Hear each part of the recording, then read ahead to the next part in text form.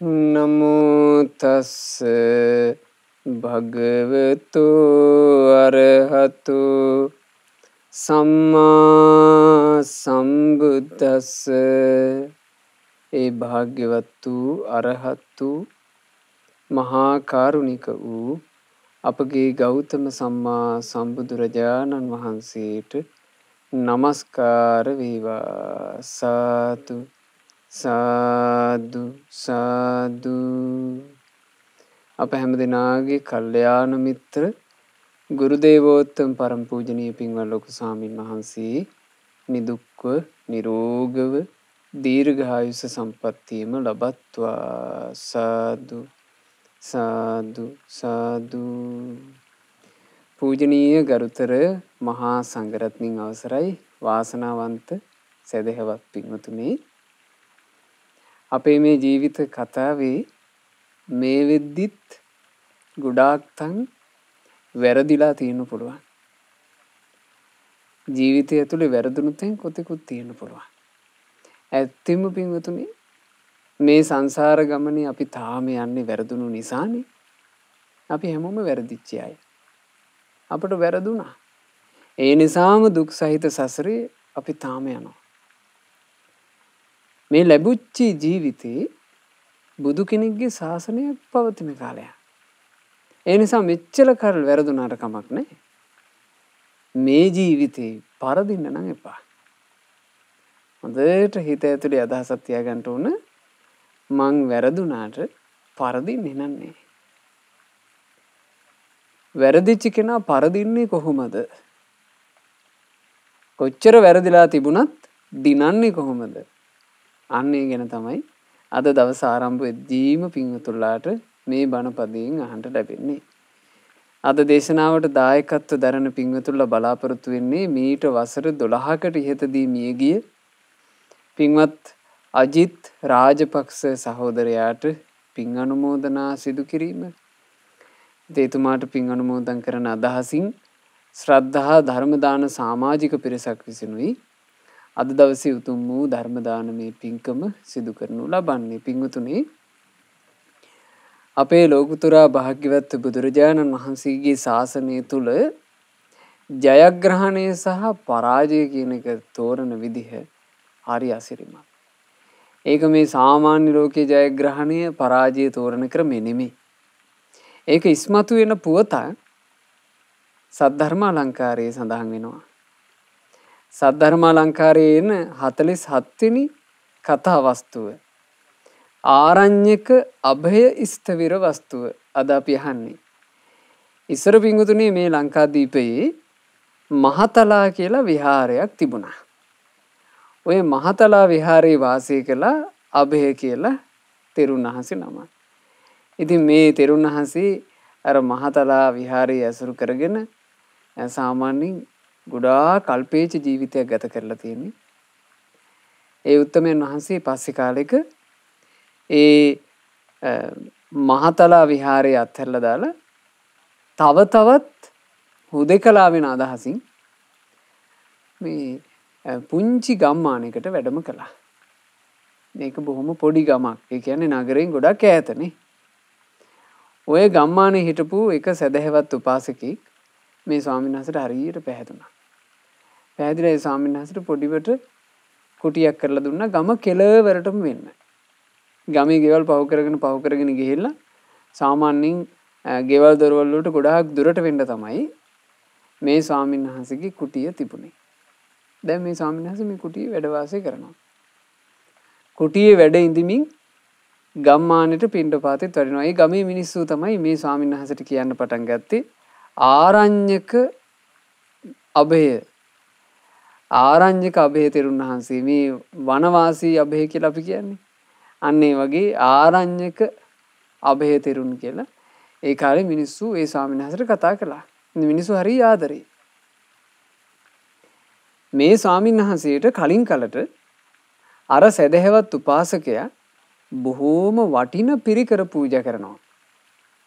ගොඩාක් සිවුරු පරිස්කාර මේ ස්වාමීන් වහන්සේට දවසක් පූජා කළා. මේ සිවුරු පරිස්කාර පූජා කරාට පස්සේ මේ ස්වාමීන් වහන්සේට මේ කොහොම ඔසවාගෙන යන්න බෑනේ. ඉතින් කරත් එක දාලා මේ ස්වාමීන් වහන්සේගේ කුටියට ඒ පිරිකර ටික යවුවා. පිරිකර යවනකොට ඕක දිහා බලාගෙන හිටියා ඒ ගමේ හිටපු හරන්තික කියලා හොරෙක්. මේ හොරා ඔය අනෙක් ගෙවල් වල එක එක දේවල් කවුරුත් නැති වෙලාවක බලලා හොරකම් කරන මිනිස්සෙක්.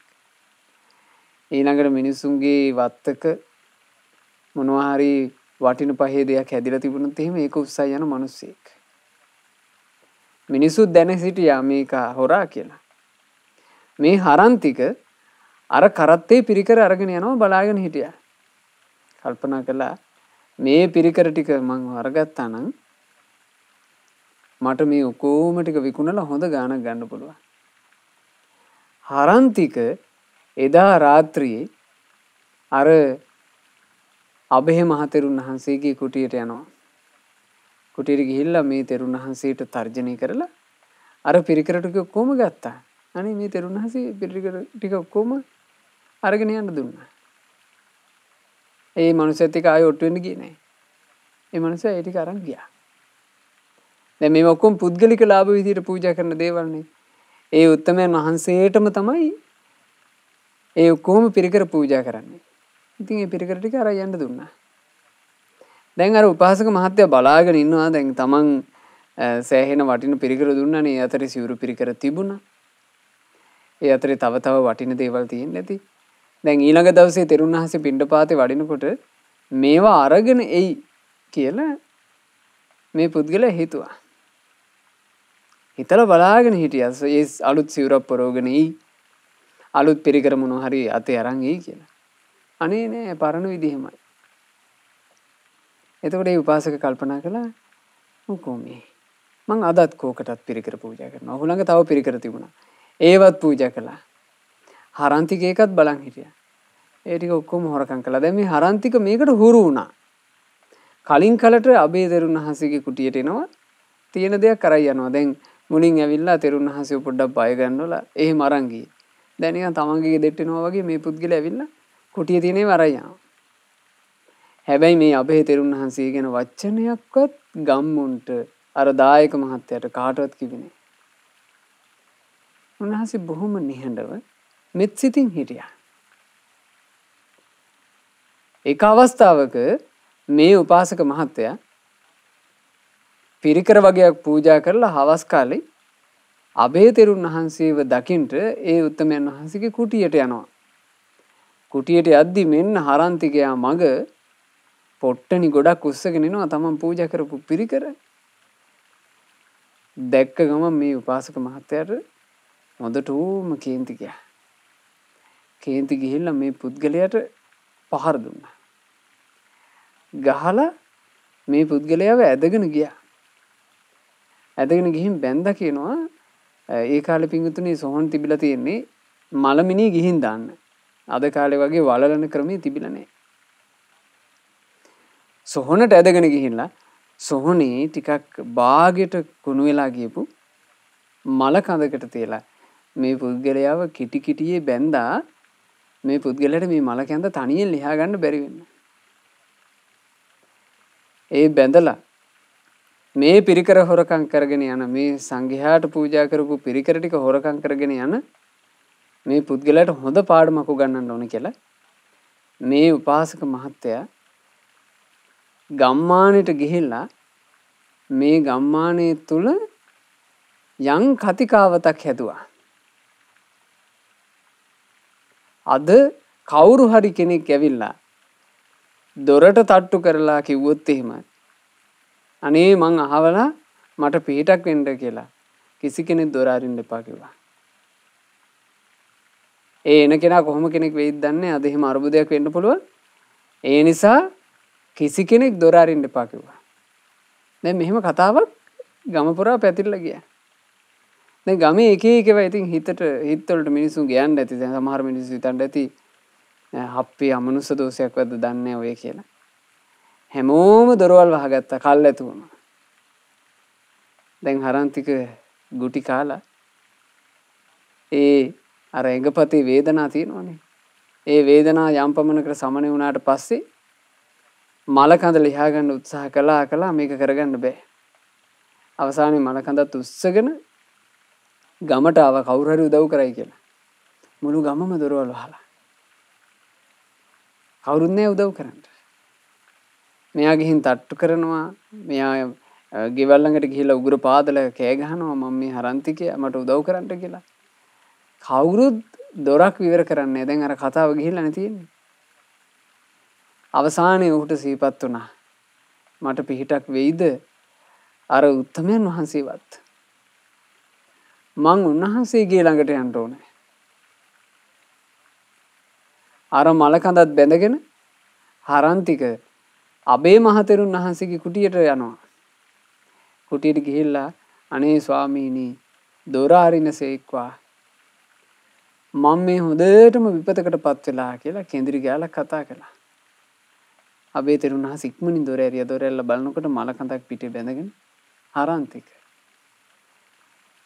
අබේ තෙරුන් වහන්සේ හරන්තිකව අර මලකඳින් ලිස්සා. ලිහලා මේ ළඟ තිබුණු මේ පැන් ටිකක් බොන්න දුන්නා. ඊළඟට හදිසියේ ඇඟේ පැතේ රුදා හැදුනහම ගාගන්ට ওই තෙල් ಜಾති තියෙනවනේ. ඒ තෙල් බෙහෙත් වගේක් තිබුණා අබේ මහතෙරුන් වහන්සේ ළඟ. ඒ තෙල් බෙහෙතුත් හරන්තිකට දුන්නා. තමන් වහන්සේට ලැබෙන පිරිකර හොරකම් කරගෙන යන පුද්ගලයාට සියලු සාත්තු කළා. සාත්තු කරලා ওই කුටියේම පැත්තකට වෙන්න පැදුරක් එල්ල දුන්නා. ඔතන පොඩ්ඩක් නිදා ගන්න දැන්. එතකොට ওই ගතිය අඩු වෙලා යයි කියලා. අබේ මහතෙරුන් වහන්සේත් සතපුණා. එතකොට දැන් ඔන්න ඊළඟ දවසේ එළි වෙනකොට දැන් අර දායක මහත්තයා මේ දඬුවම ආරන්තිකයාට පාඩමක් විදිහටනේ හැදුවේ. හිතුවා ආරන්තිකයා බොහෝම ආසරණ වෙලා ඇති කියලා. ගමේ තමන්ගේ පිරිස යවුවා ආරන්තික කොහෙද ඉන්නේ කියලා හොයාගෙන වරෙව් කියලා. ඒ සේවකයෝ ගම පුරාම බැලුවා ආරන්තික නැහැ. එතකොට මේ උපාසක මහත්තයාට හිතා ගන්න බෑ. ඔහු කල්පනා කළා හදිසියෙවත් මම මේ පණිවිඩය කිව්වේ නැත්තේ අපේ මහතෙරුන් වහන්සේට විතරයි. අබේ මහතෙරුන් වහන්සේ ළඟටවත් ගිහිල්ලාද? ඒ දායක මහත්තයා යනවා අබේ තෙරුන් වහන්සේ කුටියට. අනේ කුටියට යනකොට මෙන්න කුටියේ ආරන්තික ඉන්නවා. එතකොට උපාසක මහත්තයාට සතුටක් ඇති වුණේ. ඔහු අබේ මහතෙරුන් වහන්සේට කියනවා ස්වාමීනි මේ තිරිසනෙක් වගේ මිනිසයාට ඇයි ඔබ වහන්සේ උදව් කරන්නේ? ඔබ වහන්සේට සදැහින් පූජා කරන මේ ඔක්කොම පිරිකර ටික ඔසවාගෙන යන කෙනාට ඇයි ඔබ වහන්සේ උදව් කරන්නේ? මේ වගේ ලාමක වූ පුද්ගලයෙකුට ඇයි ඔබ වහන්සේ උදව් කරන්නේ? තමන්ගේ ජීවිකාව සොරකම බවට පත් කරගත්ත කෙනෙකුට ඇයි ඔබ වහන්සේ උදව් කරන්නේ? මෙහිම නොඑක් අබේ මහතෙරුන් වහන්සේට නොඑක ආකාරයෙන් කරුණු කිව්වා. ඇයි ස්වාමීනි මේ වගේ පුද්ගලයෙකුට ඔබ වහන්සේ උදව් කරන්නේ? ඒතර හරි ලස්සනයි. ආරණ්‍යක අභය ස්තවරයන් වහන්සේ දීපු පිළිතුර. යෝසා යස්ස ඩසේ පාදං තස්ස පාදං නසෝ ඩසේ. පාසක රුදුරු බල්ලෙක් තමන්ගේ කකුල සපා කෑවා කියලා මිනිස්සෙක් බල්ලාගේ කකුලත් හපනවාද? බලන්න අහපේ. යම් බල්ලෙක් පැමිණිලා මිනිසෙකුගේ කකුල කෑවා කියලා ඒ මිනිසයාත් අර බල්ලාගේ කකුල කනවද කියලා ඇහුවා. මේ බල්ලා තමයි මගේ කකුල කෑවේ කියලා මිනිස්සු බල්ලන්ගේ කකුල් කනවද? බල්ලෙක් බලුකමට ඒක කළා කියලා මිනිස්සු බලු වෙන්නේ නෑනේ. මිනිස්සයා ඒකට බෙහෙත් කරගෙන ඒක අතහැරලා දානවා. සමහර අය ඉන්නවා හැබැයි බල්ලගේ මුත් පලි ගන්න. සමහරට බල්ලට වස කන්න දෙනවා. එක්ක බල්ලට මැරෙනකන් ගහනවා. ඒ වගේ තියෙනවා. ඒව මේවහි දුට්ටස්ස අදෝසෝව පසංසිතෝ. ඔන්න ඔය වගේමයි උපාසක. කොයිතරම් දුෂ්ට කෙනෙකුට වුණත්, කොයිතරම් ද්වේෂ කරන කෙනෙකුට වුණත්, කොයිතරම් Tamanට වෛර කරන කෙනෙකුට වුණත් අද්වේෂයෙන් වෛර නොකිරීමෙන් ද්වේෂයෙන් තොරව කටයුතු කිරීමෙන් තමයි ජය ගන්න තියෙන්නේ. ඒක තමයි බුදුවරු ප්‍රශංසා කළේ. අක තඤ්ඤුස්ස පෝසස්ස මෙත්තිං යෝන කරිස්සති. උපාසක මේ වගේ ගුණයක් නැති අසත්පුරුෂයන්ට මෙත් සිත වඩන්නේ නැතුව කස්ස මෙත්තං හිසෝ කෛරා තමාහෝ චරියම් බුදා. වෙන කාටද මෙත් සිත වඩන්නේ? මේ වගේ අයට මෙත් සිත වඩන්නේ නැත්තම්. ඇයි මේ පුද්ගලයා සම්පූර්ණයෙන්ම ගුණධර්ම වලින් තොර වෙලා අසරණ වෙච්ච කෙනෙක්. ඒ අසරණ වෙච්ච කෙනාට නේද ගොඩාක්ම මෙත් සිත වඩන්න ඕනේ. අනේ මෙයා සූපත් වේවා. මෙයා විපතකටපත් නොවේවා. සැපයටපත් වේවා. ඇයි? විපතක් කරා යන මාවතකයා ඉන්නවා. තමන්ගේ ජීවිතේ දුක කරා යොමු කරගෙන ඉන්නවා. ඒ කෙනාට නේද ගොඩාක් මෙත් සිත වඩන්න ඕන. එහෙම නේද කටයුතු කළ යුත්තේ කියලා අර අබේ ස්තවිරයන් වහන්සේ උපාසකට කිව්වා. උපාසක එතකොට නිරුත්තර වුණා. නිරුත්තර වුණානේ ස්වාමීනි ඔබ වහන්සේලා හරි ගුණ සම්පන්නයි කියලා. අබේ මහතෙරුන් වහන්සේට වන්දනා කරලා ඒ දායක මහත්තයා පිටත් වෙලා ගියා. දැන් හරන්තික තාම ගුටි කාලා ඒව සුවපත් වෙලා නැහැ. මේ තෙරුන් වහන්සේ කියපු කතාව හරන්තික අහගෙන හිටියා. හරන්තිකගේ හෘද සාක්ෂිය තමන්ටම චෝදනා කරන්න පටන් ගත්තා. අයියෝ මේ වගේ උත්තමයෙකුටද මං තර්ජනය කරලා මේ උත්තමයට ලැබිච්ච පරිස්කාර ටික දැහැගෙන ගියේ. මට දිරෝ ගන්න බැරි පාප කර්මනේ මං කරගෙන තියෙන්නේ. මට උහුල ගන්න බැරි දේවල්නේ මං කරගෙන තියෙන්නේ කියලා තැවුණා. බලන්න ඒ අබේ තෙරුන් වහන්සේ ඒ වෙලාවේ කටයුතු කරපු විදිහ මහා අයහපතක යෙදෙමින් හිටපු මිනිසෙකුගේ ජීවිතේ වෙනස් කරන හැටි. හරන්තික කියන මේ සොරා ටිකෙන් ටික සුවපත් වෙනවා. සුවපත් වුණාට පස්සේ අබේ මහතෙරුන් වහන්සේට වන්දනා කළා. ස්වාමීනි මගේ ශරීරෙට දැන් සුවපත්. තවත් ස්වාමීනි මම බෙහෙත් හේත් කරන්න උවමනාවක් නේ. අනේ ස්වාමීනි ඔබ වහන්සේ මට අනුකම්ප කරනවා නම් ඔබ වහන්සේ මට මෙත්සිත වඩනවා නම් අනේ ස්වාමීනි ඔබ වහන්සේගේ ශිෂ්‍යෙක් විදිහට මාව මහාන කරගන්න. මට ස්වාමීනි දැන් මේ ගිහි ජීවිතේ එපා. මට ගොඩාක් වැරදුනා. මට ඒ වැරදි ඔක්කොම හදාගෙන මට යහපත් වෙන්න ඕන ස්වාමීනි. මාව පැවිදි කරනසේක්වා කියලා ඉල්ලුවා. ඉතින් අබේ මහතෙරුන් වහන්සේ අර හරන්තික ගෞතම සාසනය පැවිදි කළා. ඔබ දන්නවද පින්වතුනි? ඒ හරන්තික නොබෝ කලකින්ම සියලු කෙලෙසුන් නැසූ හරන්තික නම් මහරහතන් වහන්සේ බවට පත් වුණා. සත්පුරුෂ ආශ්‍රයක මහිමය. සත්පුරුෂ ආශ්‍රය ලැබුණහම කොච්චර ජීවිතේ වැරදිලා තිබුණත් පරදින්න නැතුව දිනන්න පුළුවන්. බලන්න හරන්තිකට වැරදිලා තිබුණා. ගොඩක් වැරදිලා තිබුණා. හැබැයි සත්පුරුෂ ඇසුරක් මුල් කරගෙන ඒ වැරදි ඔක්කොම හදාගත්තා. වැරදි හදාගත්ත තැන ජයග්‍රහණය තියෙනවා. වැරදි වලින් පිරිදුණු තැන පරාජයමයි තියෙන්නේ. අපි කොච්චර වැරදි කර කර ආවත් ඒ වැරදි අපි හදාගන්න උත්සුක වෙනවා නම් ඒ වැරදි හදාගන්න තැන පිංගුතුනි ජයග්‍රහණය තියෙනවා. පරදින්නේ. කොච්චර වැරදුනත් පරදින්නේ. වැරදි හදාගන්නවා කියන අදහස බුදුරජාණන් වහන්සේ වර්ණනා කළා. බුදුරජාණන් වහන්සේ ළඟට ඇතැම් භික්ෂුන් වහන්සේලා ඇතැම් උපාසක උපාසිකාවෝ වැරදි කරලා එනවා. බුදුරජාණන් වහන්සේ එතකොට අහනවා නුඹ නුඹේ වරදක් විදිහට පිළිගන්නවද? එතකොට කියනවා එහෙමයි ස්වාමීනි. මම වැරද්දක් කළා. මං වැරද්ද ලෙස පිළිගන්නවා. බුදුරජාණන් වහන්සේ වදාරනවා බොහෝම හොඳයි. වරද ලෙස පිළි අරගෙන වරදෙන් නිවැරදි වෙන්න කටයුතු කිරීම මේ ශාසනීය අභිවෘද්ධියක්. තමන්ට වැරදුනා කියලා කෙනෙක් හොඳට දැනගත්තොත් එහෙම මම මේ වැරද්ද හදාගන්න ඕන කියන තැනට ආවොත් එයා මේ සසරේ පරදින්නේ. වරද විදිහට හඳුන ගන්න කෙනෙක් දක්ෂ නැත්තම් වරදක් කියලා පිළිගන්නේ නැත්තම් මං මේ වැරද්ද කළා කියලා පිළිගන්න තැනට එන්නේ නැත්තම් එයා පරදිනවමයි. ඒ නිසා පින්වතුනි මේ ජීවිතය තුළ අපිට නොයෙක් අය මුණ ගැහෙන්න පුළුවන්. බලන්න දැන් අබේ මහතෙරුන් වහන්සේට ශ්‍රද්ධාවෙන් දම් පුදන උපාසක මහත්තයෙකුත් මුණ ගැහුණා. වටින පහේ නොයෙක් පිරිකර පූජා කරන දායක මහත්තයෙක් මුණ ගැහුණා. ඒ ඇස්සී හොර දෙටුකුත් මුණ ගැහුණා. තමන් වහන්සේට ලැබෙන ලාභයත් උස්සගෙන යන පින්පව් ගැන කිසිම හැඟීමක් නැති පුද්ගලයෙකුත් මුණ ගැහුණා. එතකොට අබේ මහතෙරුන් වහන්සේ ඒ දෙන්නට අනුව වෙනස් වුන්නේ. අබේ තෙරුන් වහන්සේ හිටියේ තමන්ගේ ගුණ ධර්ම තුළ. ඒ මහතෙරුන් වහන්සේ අර දායක මහත්තයාට මෙත්සිත වැඩුවේ යම්සේද අර හොර දෙටුවටත් ඒ විදිහටම මෙත්සිත වැඩුවා.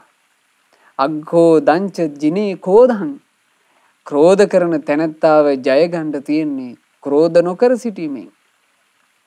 අපිට කෙනෙක් ක්‍රෝධ කරගෙන එනවා නම් නිකන් නයෙක් වගේ යකෙක් වගේ අපේ පස්සේ පන්න අපිට කරදර පීඩා ගේනවා නම් අපි ඒ පුද්ගලයාව පෙරදවීම පිණිස ගොඩාක් වෙලාවට සමාජයේ තෝරගන්නේ අපිත් ක්‍රෝධ කිරීම. ක්‍රෝධ කරන කෙනාට ක්‍රෝධ කරන්න ගත්ත ගමන් තමන් පෙරදුනා. වෛර කරන කෙනාට වෛර කරන්න ගත්ත ගමන් තමන් පෙරදුනා. ද්වේෂ කරගෙන ඉන්න කෙනාට ද්වේෂ කරන්න ගත්ත ගමන් තමන් පෙරදුනා. තමන්ට වංචා කරගෙන ඉන්න කෙනාට තමනුත් වංචා කරන්න පටන් ගත්ත ගමන් තමන් පෙරදුනා.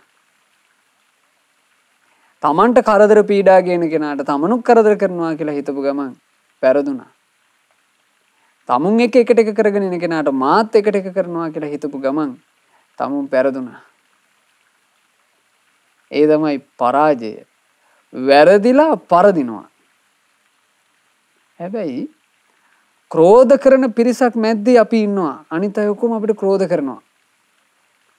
ඒ ක්‍රෝධ කරන පිරිස මැද්දේ අපි ක්‍රෝධ නොකර ඉන්නවනම් අපි තින්නා. ඒ තමයි ජයග්‍රහණය. අපිට තරහ පිරිසක් මැද අපි ඒ අයට මෙත්සිතින් ඉන්නවනම් අන්න අපි ජය ගත්තා. අපිට එකට එක කරගෙන එන අයටත් අපි මෙත්සිත වඩනවා නම් අන්න අපි ජය ගත්තා. අපිත් එක්ක පටලැවෙන්න මේ නායට අපි මෙත්සිත වඩනවා නම් ආන්න අපි ජය ගත්තා. ඒක තමයි පින්වතුනි ජයග්‍රහණය. මේ බුදු සසුනේ කෙලෙසුන් නැසූ උත්තමයෝ ඒ ජයග්‍රහණය ඊටාම සුවසේ මේ ජීවිතය තුළ පසක් කළේ නැද්ද? දැන් බලන්න ඒ ජයග්‍රහණය කියන එක කොච්චර සුන්දරද කියලා තේරෙනවා අපේ සාරිපුත්ත මහරහතන් වහන්සේ. සාරිපුත්ත මහරහතන් වහන්සේ ගැන ඒ කාලේ හරියට පැතිරලා තියෙනවා ගුණ රාව. මිනිස්සු නිතර කතා වෙනවා කියනවා අනේ අපේ සාරිපුත්තයන් වහන්සේ හරි ඉවසීමක්නේ. ඒක පුදුම ඉවසීමක්නේ කියලා ඔය මේ කඩපිල්වල එහෙම සැදැහැවත් මිනිස්සු කතා වෙනවා. ඔය කතාව වෙනකොට ඒක බමුණෙක් ඕක අහගෙන හිටියා. මේ බමුණ කල්පනා කළා මේ මිනිස්සෙක් කොහොමද එහෙම ඉවසන්නේ? ඔය ඉවසනවා කියන එක ඔකෝයි මතු පිටින් මේකුම් බලලා තියෙන්නේ. මම පෙන්නන්නම්කෝ සාරිපුත්තයන්ගේ ඉවසීම. මම බලන්න ගන්න. එහෙම හිතලා මේ පුද්ගලයා දවසක් සාරිපුත්ත මහරහතන් වහන්සේ පිණ්ඩපාතේ වඩින පාරේ පාළු තැනක හිටියා. ඉඳලා සාරිපුත්ත මහරහතන් වහන්සේ පිණ්ඩපාතේට තමන් පහු කරගෙන ගියාට පස්සේ පිටිපස්සෙන් ගිහිල්ලා දෑත බදලා මහා තද පහරක් සාරිපුත්ත මහරහතන් වහන්සේගේ පිටහරා ගැහුවනේ. සාරිපුත්ත මහරහතන් සාමාන්‍යයෙන් පියවරක් විතර ඉස්සරහට විසික්කුණා. අපේ සාරිපුත්ත මහරහතන් වහන්සේ තේරුම් ගත්තා මේ පුද්ගලයා මේ වැරදිලා ඇඟේ හැපුණා එහෙම එකක් නෙමෙයි. මොකක්කෝ කරුණකට මේ පුද්ගලයා පහරක් ගැහුවා. පහර ගැසූ පුද්ගලයා කවුද? ඇයි ගැහුවේ? ඕක හොයන්න ඕනේ නෑනේ. සාරිපුත්ත මහරහතන් වහන්සේ වැඩම කරන්නේ පිණ්ඩපාතේ. අනේ උන්වහන්සේ ආයිමත් සංසුන් ඉරියව්වෙම පිණ්ඩපාතේ වඩින්න පටන් ගත්තා. අඩු ගානේ කවුද ගැහුවේ? ඇයි ගැහුවේ? මොකද්ද උවමනාව? මොකද්ද මගෙන් වෙච්ච වැරද්ද? මේ මුකුත් නෑ. උන්වහන්සේ වැඩම කරන්න පටන් ගත්තා. අර ඔළුව උදුම්මාගෙන පහරක් ගහන්නම් කියලා ආපු පුද්ගලයාට එතකොට තමයි සිහිය උපන්නේ. සරුවාංගෙටම දාඩිය දැම්මා. දාඩිය දාලා දුවගෙන ගියා සාරිපුත්ත මහරහතන් වහන්සේ ඉස්සරහට. ගිහිල්ලා කකුල් දෙක අල්ලගෙන පෙරළුණා. පෙරලා කිව්වා අනේ ස්වාමීනි මට සමා වෙන්න කිව්වා. සාරිපුත්ත මහරහතන් වහන්සේ අහනවා ඇයි මොකක් නිසාද මම ඔබට සමාව දෙන්නේ? අනේ ස්වාමීනි ඔබ වහන්සේ විමසන්ට කියලා මං ඔබ වහන්සේගේ පිටහරාට පහරක් ගැහුවේ. අනේ ස්වාමීනි ඔබ වහන්සේට පුදුම ඉවසීමක් නේ තියෙන්නේ. අනේ මට සමා වෙන්න කිව්වා. සාරිපුත්ත මහරහතන් වහන්සේ අදාලා හරි. හොඳයි. සමාව දෙනවා. එන මම පිටපාතේ වඩින්න කිව්වා. එතකොට මේ පුද්ගලයා හිතට මදි. පුද්ගලයා කියනවා නෑ ස්වාමීනි එහෙම බෑ. ඔබ වහන්සේ මට සමාව දෙනවා නම් ඔබ වහන්සේ ඇත්තටම මට සමාව දෙනවා නම් අද ඔබ වහන්සේ මගේ ගෙදරින් පිටපාතේ වන්දන්න ඕන. කෝ ස්වාමීනි පාත්‍රය දෙන්න කිව්වා. එතකොට සාරිපුත්ත මහරහතන් වහන්සේගේ තිබුණු ඒ අනුකම්පාව පුදුම එකක්. දැන් සාමාන්‍යයෙන් නම් කෙනෙක් කියයි දැන් මම සමාවක් දුන්නා දැන් මට පිටට පාරක් ගහලා මම සමාවක් දීලා දැන් මේ තවත් මාව වෙහෙසන්න එනවනේ.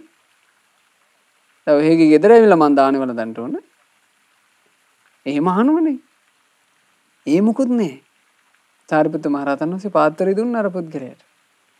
මේ පුද්ගලයා සාරිපුත්ත මහරහතන් වහන්සේ වැඩම කරගෙන ගියා තමන්ගේ නිවසට. දැන් නිවසට ගිහිල්ලා වඩා හිඳුවලා දානේ පූජා කරන්න ලැහැත් වෙනකොට ඇහෙනවා ගෝසාව. ගේ වට කරලා මිනිස්සු. එළියට බහැපු ගමන් කඩනවා හතර හන්දි කියලා දැන් මිනිස්සු පොළු ආයුධ අරගෙන වට කරලා බීතියටපත් වුණා. දුවගෙන ගිහිල්ලා සාරිපුත්ත මහරහතන් වහන්සේ ළඟ වැතිරුණා. අනේ ස්වාමීනි මම විනාසයි. ඔබ වහන්සේට විතරයි මාව බේරගන්න පුළුවන්. සාරිපුත්ත මහරහතන් වහන්සේ දානේ වල දන්නේ නැතුව එළියට වැඩියා. වැඩම කරලා අර රැස් වෙලා හිටපු පිරිසට කතා කළා. ඇයි පින්වත්නි මේ? කිව්වා ස්වාමීනි අපිට ආරංචි ආවා ඔබ වහන්සේට මේ පුද්ගලයා පහරක් ගැහුවා කියලා. ස්වාමීනි ඔබ වහන්සේ පිණ්ඩපාතේ වැඩම කරන්න පිණ්ඩපාතේ වැඩියාම අපි බලා ගන්නම් කිව්වා. එතකොට සාරිපුත්ත මහරහතන් වහන්සේ අහනවා දැන් පින්වත්නි මේ පුද්ගලයා පහර ගැහැවේ ඔබටද මටද? ස්වාමීනි ඔබ වහන්සේටයි. ඉතින් පින්වත්නි ඒ මට පහර ගැසීම වෙනුවෙන් මම මේ පුද්ගලයාට සමාව දුන්නානේ. දැන් ඒක ඉවරයි. ඔබලා ඒකත් එක්ක ආයෙ පටලවෙන්න එපා. මේ පුද්ගලයාට කිසි හිංසාවක් කරන්න එපා. ඔබලා යන්න කිව්වා. සාරිපුත්ත මහරහතන් වහන්සේගේ වචනේ අහක දාන්න බැරි හින්දා අර සියලු දෙනා අතේ අරන් ආපු පොළු ආයුධ පැත්තකින් තියලා සාරිපුත්ත මහරහතන් වහන්සේට වැඳලා පිටත් වෙලා ගියා. නැත්තම් අර පුද්ගලයා එදා සමහරට මැරුම් කනවා. බලන්න ඒ තමයි ජයග්‍රහණය. ඒ ජයග්‍රහණය කියන එක මේ ලෝකේ අපිට ඉබඳු මහෝත්තම රහතන් වහන්සේලා තුලින් विद्यमान වෙනවා. සම්බුද්ධ ශාසනවල පිළිවෙත් පුරන ගිහි පින්වතුන්ලා පවා ඉබඳු අති දුෂ්කර දේ කළා පින්වතුනි. හැබැයි ඒ හැමෝම ජයගත්තා. කාශ්‍යප බුද්ධ කාලේ හිටියා සුමංගල කියලා එක සිටුවරයෙක්. බොහෝම ධනවත්. ඒ වගේමයි බොහොම සදහැවත්. මේ සුමංගල සිටුවරයා කාශ්‍යප බුදුරජාන් වහන්සේ උදෙසා ගොඩාක් වෙහෙස මහන්සි වෙලා හරි ලස්සනට ගන්ධ කුටියක් කෙරෙව්වා. ඒ ගන්ධ කුටියේ තමයි කාශ්‍යප බුදුරජාන් වහන්සේ ඒ කාලේ වැඩ හිටියේ. මේ උපාසකතුමාත් සුමංගල සිටුවරයාත් නිතර කාශ්‍යප බුදුරජාන් වහන්සේගෙන් ශ්‍රී සද්ධර්මයේ ශ්‍රවණය කරන්ට තමන් සකස් කරපු ඒ ගන්ධ කුටියටම යනවා. ඔය දවසක් කරත්තේ නැගලා යනකොට මේ සුමංගල සිටුවරයා දැක්කා පාරක් අයිනේ සාමාන්‍යයෙන් 9ට 10ට වගේ උදේ කාලේ උදේ 9 10 වගේ වෙනකොටත් පුද්ගලෙක් පාරක් අයිනේ ඔළුවේ ඉඳලා වහගෙන නිදි. මේ පුද්ගලයාගේ කකුල් දෙක අර ඇඳුමට වැහිලා නැහැ. පොරවගෙන ඉන්න වස්ත්‍රෙට වැහිලා නැහැ. කකුල් දෙකේ තද පාටට මඩ තියෙනවා. එතකොට මේ සුමංගල සිටුවරයා තමන්ගේ රියදුරාට නිකමට වචනයක් කිව්වා. මෙයා නම් දවල්ට නිදියන රැට ඇවිදින කෙනෙක් වගේ කියලා කිව්වා. ඒකේ අදහස මොකද්ද? දවල්ට නිදාගෙන ඉඳලා රැට හොරකමේ යෙදෙන පුද්ගලයෙක්, වැරදි වැඩක් කරන කෙනෙක් මේ කියලා නිකන් රියදුරාට වචනයක් කිව්වා. මේ වචනේ කියන වෙලාවේ රතේ එතන වේගින් නෙමෙයි ගියේ. අර පුද්ගලයා නිදාගෙන වගේ හිටියට නිින්ද ගිහින් හිටියේ නෑ. පුද්ගලයාට මේක ඇහුණානේ. පොඩ්ඩක් රතේ පහුවෙච්ච ගමන් අර වස්ත්‍රයේ ඈත් කරලා බැලුවා කවුද කියලා. සුමංගල සිටුවරයා. හොඳයි මං. දවල්ට නිදියලා රැයට කරන වැඩ මං පෙන්නන්නම්කෝ. මං උන්දට පෙන්නන්නම් කියලා බැඳගත්තා. වෛරය බැඳගෙන දැන් මේ පුද්ගලයා සුමංගල සිටුවරයා පස්සේ ඵලෙ අරගෙන පැන්නුවා පැන්නිල්ලක් පිංගතුනේ. සුමංගල සිටුතුමාට තිබුණා කුඹුරු යායක්. අක්කර ගානක කුඹුරු යායක් තිබුණා. මේ කුඹුරු යායේ වැඩ කරලා හොඳට අස්වනු පීදිලා හෙට අස්වනු කපන්නේ කියලා තියෙනකොට මේ පුද්ගලයා ගිනි තියනවා. එක වතාවක් නෙමෙයි 7 වතාවක් ගිනි තිබ්බා. 7 වතාවක් ගිනි තියන්න නම් 7 වතාවක් අස්වනු පීදිනකන් ඉන්න එපයි. මොහුගේ වෛරය බලන්න කොච්චර දුර ගියාද කියලා. ගිනි තිබ්බා. ඊළඟට මේ පුද්ගලයා මේ සුමංගල සිටුවරයාට තව තිබුණා මේ ඒ සිටුවරයාට අයිති ගව පට්ටිය. ওই ගව පට්ටියේ හරකුන්ගේ කකුල් කැපුවා. මේ පට්ටියට පැනලා කකුල් කපලා අර හරකුන් මරනවා. ඉතින් අර සිටුවරයාට රිද්දන්න තමයි මේ ඔක්කොම කරන්නේ. මේවා ඔක්කොම කළත් ඒ සිටුතුමාගේ ඉරියව්වකවත් වෙනසක් නැහැ. දැන් මේ පුද්ගලයා උත්සාහ කරනවා රිද්දන්න. මේ පුද්ගලයාට පේන්නේ රිදුනා කියලා. මේ පුද්ගලයා දවසක් සුමංගල සිටුවරයාගේ සේවකයෙක් එක්ක චුට්ටක් හිතවත් වුණා. හිතවත් වෙලා සේවකයෙක්ගෙන් අහලා තිනවා. "ඒ මිනිස්සු ඔහේගේ සිටුවරයාට හරියට කරදරාවලු නේද මේ කාලේ? කවුරු හරි කෙනෙක් මේ කුඹුරු යායවල ගිනි තිබ්බා කියලා ආරංචි." එතකොට අර පුද්ගලයා ගණන් ගන්නවත් නැතුව ඔව් අපේ සිටුතුමාගේ කුඹුරු 7 වතාවක් ගිනි තිබ්බනේ. ගිනි තිබ්බා තමයි කියලා කිව්වා. ඊළඟට මේ හරක් පට්ටිය කකුලුත් කපලා කවුරු හරිනේ. ඔව් ඒකත් මේ 7 වතාවක් මොගේ හරක් පට්ටියෙම කකුල් කැපුවානේ. සිටුතුමාගේ හරක් පට්ටියට එහෙම විනාශිකුත් වුණා තමයි කිව්වා. එතකොට මේ පුද්ගලයා කියනවා ඒ වුණාට ඔහෙලගේ සිටුවරයාට කිසි ගාණක් නැතුව හොඳට ඉන්නවනේ කිව්වා. එතකොට අර සේවකයා hina වුණා. hina වෙලා කිව්වා නෑ. අපේ සිටුතුමාව වුවගෙන් රිද්දන්න බෑ කාටවත්. අපේ සිටුතුමාට ඕව වැඩක් නෑනේ. අපේ සිටුතුමාට වටින්නේ බුදුරජාණන් වහන්සේට කරවපු ගන්ධ කුටියනේ. හැමදාම ගන්ධ කුටිය බලබලා සතුටු වෙන කෙනෙක් නේ අපේ සිටුවරයා. ඕවගෙන් සතුටු වෙන්නේ නෑ කිව්වා. ඒ කියපු ගමන් අර පුද්ගලයාට ඇති වුණා හිතක් එහෙනම් මං රිද්දන්න. කාශ්‍යප බුදුරජාණන් වහන්සේ නැති වෙලාවක් බලලා මේ පුද්ගලයා එක රාත්‍රියක මේ ගන්ධ කුටිය ඒ ගන්ධ කුටිය සුදු හඳුන් වලින් වගේ කරලා තිබුණේ. මේ ගන්ධ කුටිය ගිනි තිබ්බා. සිටුවරයාට ආරංචි වුණා ගන්ධ කුටිය ගිනි ගන්නවා කියලා. සිටුවර ඉක්මනින් හොයලා බැලුවා බුදුරජාණන් වහන්සේ ගන්ධ කුටියේ නැහැ. එහෙනම් භාග්‍යතුන් වහන්සේලා අනතුර ඇත්තේ නැහැ. මේ සිටුතුමා ගන්ධ කුටියේ ගිනි අර ගන්නකොට ඒ ගිනි ගන්න හැටි බලන්ට තමන්ගේ රථේ නැගිලා ගියා. එතකොට මිනිස්සු ගොඩාක් එකතු වෙලා මේ එකතු වෙච්ච මිනිස්සු තලේ ගිනි තියපු කෙනාත් ඉන්නවා. අපරාධ කරපු පුද්ගලයාත් එතන ඉන්නවා.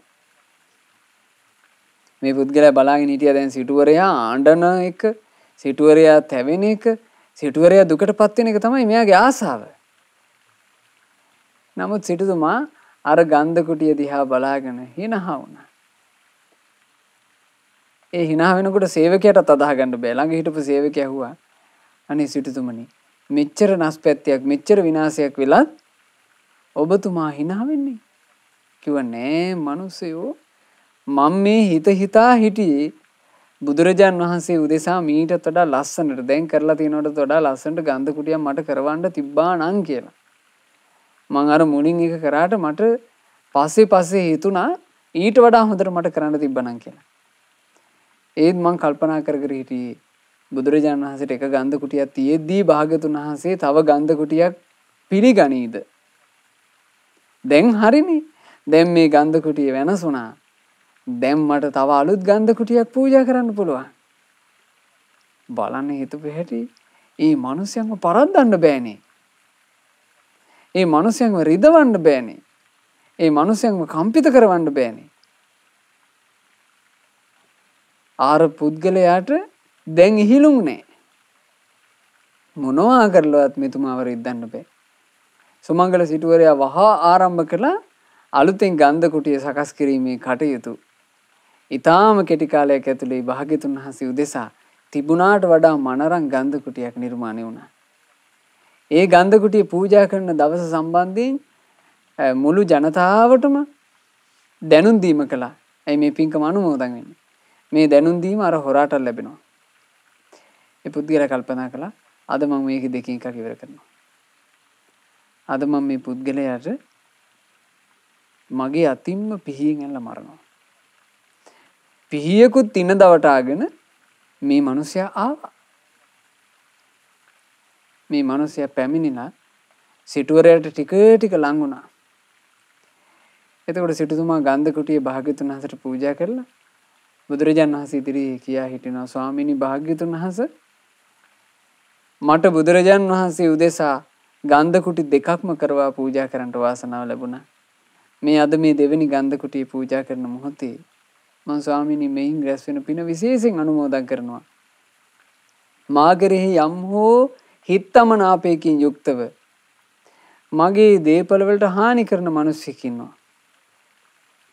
ඒ මිනිසයා මගේ කුඹුරු යායට ගිනි තිබ්බ හත් වතාවක්ම ඒ මිනිසයාම වෙන්න ඕන. මගේ ගවපට්ටියට හානි කළා. බොහෝ දුරට මේ ගන්ධ කුටියට ගෙනි තියන්න ඇත්තෙත් ඒ පුද්ගලයාමයි. අනේ ස්වාමීනි මේ පින මුලින්ම ඒ පුද්ගලයාට අනුමෝදන් වේවා. ඒ පුද්ගලයා සැපයටපත් වේවා කියලා පින් දුන්නා. පින් දෙනකොට අර පුද්ගලයා වෙවුලන්න පටන් ගත්තා. වෙවුලලා මේ සුමංගල සිටුවරයා ඉස්සරහා වැඳ වැටුණා. වැඳ වැටලා ඉතින් සමාව ගත්තා. සිටුවරයා සමාවක් දුන්නා. හැබැයි ඒක එතනින් මේ කතාව ওই විදිහට අවසන් වෙනවා. ඒ කතාව එතනින් අවසන් වෙනකොට සුමංගල සිටුවරයාගේ ජීවිතේ සුගති ගමනක් තුල ස්ථාපිත වෙලා එතුමා රැකෙනවා. කාශ්‍යප බුදුරජාණන් වහන්සේ පිරිනිවන් වැඩියා. ඒ මහා සංඝරුවන් පිරිනිවන් වැඩියා. බුද්ධාන්තරයක කාලයක් ගෙවි ගියා. ඒ බුද්ධාන්තරයක කාලයේ ගෙවි ගොස් මේ මහ පොළොව යොදුනක් උසට වැඩිලා ගෞතම රහත් සම්මා සම්බුදු රජාණන් වහන්සේ මේ ලෝකේ පහළ වෙලා ඒ බුදුරජාණන් වහන්සේගේ සසුනේ මහා එරදි ඇති අපේ මහා මොග්ගල්ලාන මහරහතන් වහන්සේ ලක්කන කියන තෙරුන් වහන්සේත් එක්ක ගිජ්ජකූටේ පර්වතයේ ඉඳලා රජගහ නුවරට වඩිනවා. පර්වතින් බැහැගෙන එනවා. ඒ බැහැගෙන එනකොට යම් තැනකදී අපේ මහා මොග්ගල්ලාන මහරහතන් වහන්සේ රජගහ නුවර අහස දිහා බලලා සිනහස වුණා. ලක්කන මහතෙරුන් වහන්සේ එතකොට අහනවා ඈ ස්වාමීනි මහා මොග්ගල්ලාණන් වහන්සේ ඔබ වහන්සේ ඇයි hina වුනේ? ආයස්මත් ලක්කණේනි ඕක දැන් ඇසිය යුත්තක් නොවේ. ඔබ ඕක අහන්ට බුදුරජාන් වහන්සේ ඉස්සරහා මං පිළිතුරු දෙන්නම් කිව්වා. ඉතින් හවස් කාලේ භාග්‍යතුන් වහන්සේ අභිමුඛයට වැඩම කළාට පස්සේ බුදුරජාන් වහන්සේ ඉදිරියේ ලක්කන මහතෙරුන් වහන්සේ අහනවා ස්වාමීනි මහා මොග්ගල්ලාණන් වහන්සේ ඔබ වහන්සේ අද ගිජ්ජකූට පර්වතයේ බහිනකොට රජගහ නුවර අහස දෙස බලාගෙන සිනහසුනේ ඇයි? ඔබ වහන්සේ දැක්කේ මොකද්ද? එතකොට මුගලන් මහරහතන් වහන්සේ කියනවා මම දැක්කේ මහා විශාල ශරීරයක් තියෙන පිඹුරු ප්‍රේතෙක්.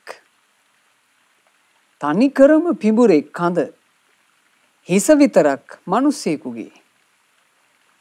මේ පිඹුරු ප්‍රේතයාගේ හිස මුදුනින් ගිනි ජාලාවක් හටගන්නවා. ඒ හටගන්න ගිනි ජාලාව මුළු ශරීරෙම දවාගෙන නගුට දක්වාම යනවා.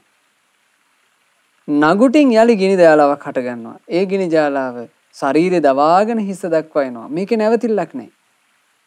කෑ ගහනවා, විලාප තියනවා මේ ප්‍රේතයා.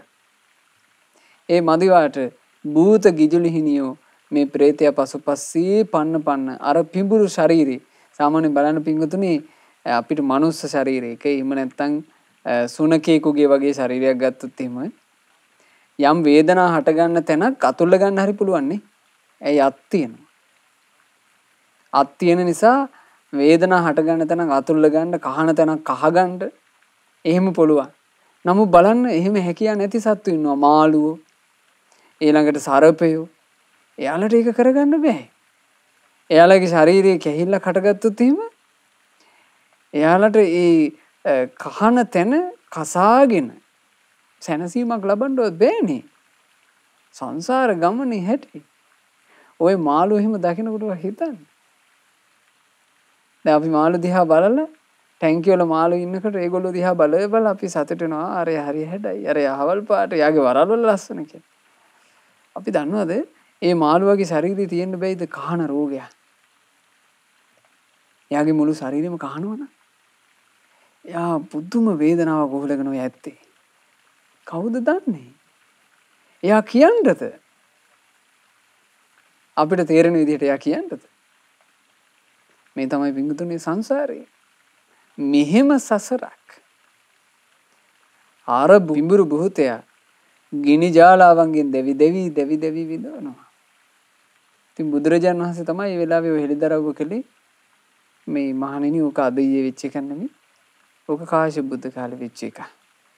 ඉතින් මේ ප්‍රේතයාගේ කතාව එතනදී බුදුරජාණන් වහන්සේ හෙළිදරව් කළා. නමුත් අද වෙනකොමුත් ඔය රජගහ නුවර ආසේ ඒ ප්‍රේතයා කෑග ගහ යනවා වෙන්න බැයිද? අද අපි නොදැක්කාට. මේ තමයි සසර. මේ බඳු සසර ගමනක පින්වතුනි අනින් මිනිස්සු ගැන බල අරයාත් මෙහෙමනම් මමත් මෙහෙමයි අරයා මෙහෙම කරනවා නම් මාත් එහෙමයි අරයාට මෙහෙම කරන්න පුළුවන් නම් ඇයි මට බැරි මෙහෙමනම් ජීවිතය හදාගන්න බෑ. මේකේ බලන්න තියෙන්නේ තමන්ගේ ගුණවත්කමයි තමන්ගේ යහපතමයි තමන්ගේ කුසල්මයි. හරියට අර කතාව හොඳට මතක තියාගන්න. බල්ලෙක් අපේ කකුල කෑවා කියලා. අපි ඒ බල්ලාගේ කකුල කන්නේ. මේකේ අදහස මොකද්ද? බල්ලෙක් බලුකමට යමක් කළා කියලා. අපි බලු වෙන්න හොඳ නැහැ. ඒ වගේ අපිට කොයිතරම් ද්වේෂ කරගෙන ආවත් කෙනෙක් Taman ද්වේෂය කියන එක එතෙන්ද තියාගන්න එපා. තව කෙනෙක් නොයවසීමෙන් කටයුතු කරන්න පුළුවන්. Taman නොයවසීම එකතු කරගන්න එපා. තව කෙනෙක් ඊටාම නින්දිත පරුස වචන වලින් බැනගෙන ඉන්න පුළුවන්. Taman පරුස වචනේ එතෙන්ද එකතු කරගන්න එපා. ඒ කෙනාට මේ මොහොතේ දිනුම දෙන්න. එයා දිනුපු දෙන්න. එයාගේ දිනුමම එයාගේ පරාජයයි. එයාට දිනුම දීම අපගේ ජයග්‍රහණයයි. එහෙම තමයි මේ ජීවිතය අපිට සකස් කරගන්න තියෙන්නේ. ඉතින් ගෞතම සාසනේ මුණ ගැහිච්ච මේ මොහොතේ මේ බඳු සොඳුරු දහම් අවවාද අහන්න ලැබෙන මොහොතේ පින්වතුන්ලා කොයි කවුරුත් අදිෂ්ඨාන ඇති කරගන්න තමන්ගේ ජීවිතේ තමන් හොඳට ආරක්ෂා කරගන්නවා කියලා ඒ ගැන දෙදෙව් ලෝකාධිපති සක්දෙවිඳු හරි ලස්සන වචනයක් ප්‍රකාශ කළා. සදත්තා පරමා අත්තා ගොඩාක්ම වටින දේ තමන්ගේ යහපතයි. ගොඩාක්ම වටින දේ මොකද්ද මේ ජීවිතේ? තමන්ගේ යහපත. තමන්ගේ යහපත ගැන බලා ගන්න තියෙන්නේ කාටද? තමාටමයි. එනිසා තම තමාගේ යහපත බලාගෙන තම තමාගේ යහපත රැක ගන්නට උත්සාහවත් වෙන්න. ඒ යහපත වෙනසෙන්න දෙන්න එපා. යහපත වෙනසුනොත් එහෙම පින්වතුනි අපි පරදිනවා. පින්වතුන්ලා හැමදෙනාට පරදින්නේ නැති ජය ගන්න චරිත ගෞතම සාසනය තුල පිහිට පිළිසරණ රැකවරණ ලබාගෙන මේ සංසාරික ගමනේ ජය ගන්නා චරිත ජය ගන්නා ජීවිත බවට පත් වෙන්න පින්වතුන්ලා හැමදෙනාට වාසනාව ලැබෙත්වා. සාදු සාදු සාදු. රැස්කල සියලු පින් සියලු දෙවියෝ සතුටු සිත් උපදවාගෙන අනුමෝදන් වෙත්වා. පින් අනුමෝදන් වන අල්පේ ශාක්‍ය මහේ ශාක්‍ය ලෝකපාලක සියලු දෙවිවරු අප කොයිකාගේ තිෂ්ඨකාමී දෙවිවරු තව තවත් පිනෙන් සැපයටපත් වෙත්වා. දෙවියෝ ශ්‍රද්ධා සීලාදීන් වැඩෙත්වා. ඒ සියලු දෙවියන්ගේ නිරන්තර ආරක්ෂාව අපට නොඅඩුව සලසත්වා. සාදු සාදු සාදු. රැස් කළ උදාරතර පුණ්‍ය ධර්මයේ අපගේ ගුරු දේවෝත්තම පරම පූජනීය පින්වත් ලොකු ස්වාමීන් වහන්සේට අනුමෝදන් වෙත්වා. ගුරුදේවයන් වහන්සේ නිදුක්ඛ නිරෝගව දීර්ඝායුෂ සම්පන්නියම ලබත්වා. මහමෙවුනා වාසී රට ලෝක වාසී සිල්ගුණ පුරණ මහා සංගරුවනට පින් අනුමෝදන් වෙත්වා. පින්වත් අනගාരികා මෑණියන් වහන්සේලාට සිල් මෑණියන් වහන්සේලාට පින් අනුමෝදන් වෙත්වා. පැවිදි අපේක්ෂාවෙන් සිටින උපාසක උපාසිකාවෝද පින් අනුමෝදන්ව ගෞතම සාසනයේ ධර්මාවබෝධයෙන් සැනසෙත්වා. සාදු සාදු සාදු.